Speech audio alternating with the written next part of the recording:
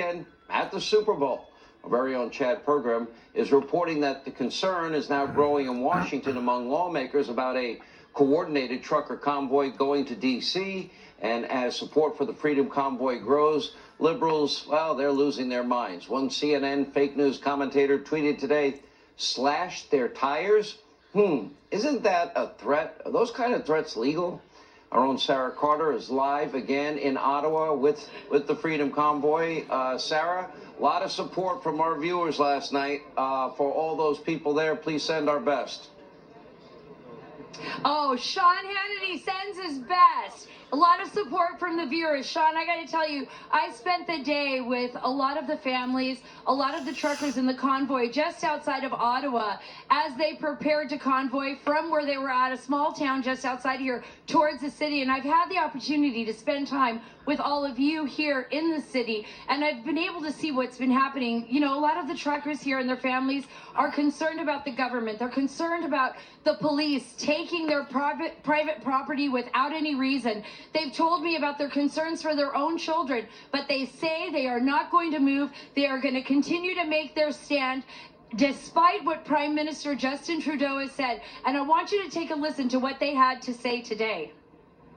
What drove you to join the convoy? I mean, when was it that you said, okay, this is it, I'm coming, I'm joining the convoy, I'm joining Chris and the rest of you? I've been kind of praying for something to happen for a couple of years already. I mean, I don't know if I'm supposed to say this, but I mean, this country's been under the grasp of a tyrant since he got in, so, right? So, I mean, I do want to say, though, I do have to thank the man, though, because of the unity he's brought Canada. I mean, Quebec, like, everybody's together now.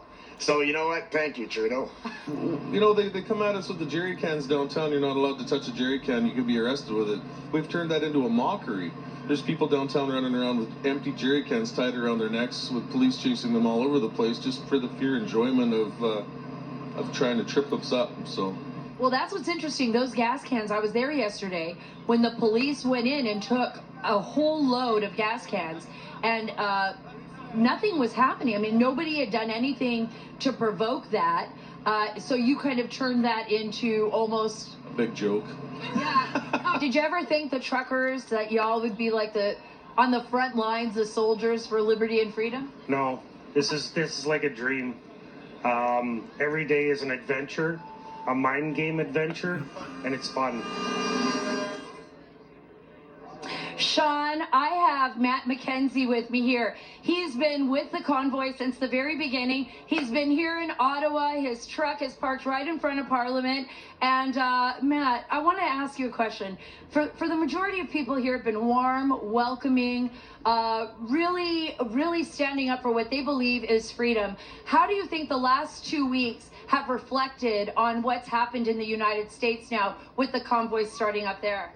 I think it's wonderful to see, and I think it took strong Canadians to get this movement moving, and I think it's spread worldwide. It's not just the United States. We love our brothers and sisters who've come up here to give their support to us as well, but this is a worldwide movement. I don't think it can be stopped. What about the Prime Minister? How do you feel about Prime Minister Trudeau? Where do I start? I don't think we have enough time. I think that it's a little bit frustrating when you hear some of the rhetoric that's being spread around and the rumors that have been going around about us and his opinion. Sean has a question right now. Sean. Yeah, go ahead. Sarah, what I want to ask is, I want you to ask the whole crowd. I want what they think of the gutless, spineless, cowardly Prime Minister Trudeau. I want to know how they feel about him. I'm going to try to remember that. Gutless, okay, spineless, Sean wants cowardly. to know from the crowd how you feel about the gutless, spineless, cowardly Prime Minister Trudeau. Did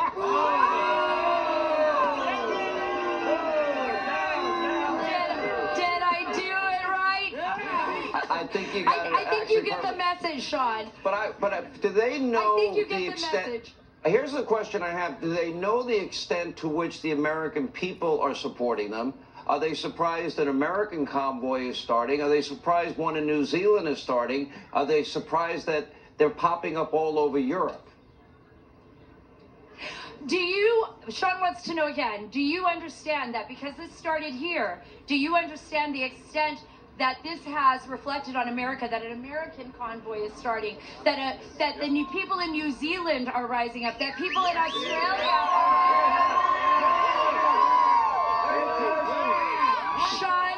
Sean, I gotta tell you, there is a pride here in Canada. I'm going to ask the bravest question of all Go time. ahead. Ask them if they care at all. The bravest. Ask him if they care at all that I'm a bravest Rangers question. and an Islanders fan. Do you care at all that he's a Rangers and an Islanders fan? I think you've got a lot of support here and a lot of love, Sean, even if you are a Rangers fan. But tell them I can't stand their cowardly prime minister, so I stand with them on the Sean, important why don't issues. Sean, seeing that you're a Rangers fan, why don't you see if you can get Ron McLean, Kelly Rudy, Wayne Gretzky, Sidney Crosby, all these guys that we supported all our lives to support us.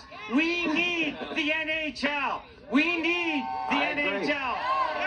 I agree. That's what I'm here. I played hockey my whole life, so. Where are the boys? Where are the boys? I gotta tell you, Sean, I can barely hear you now.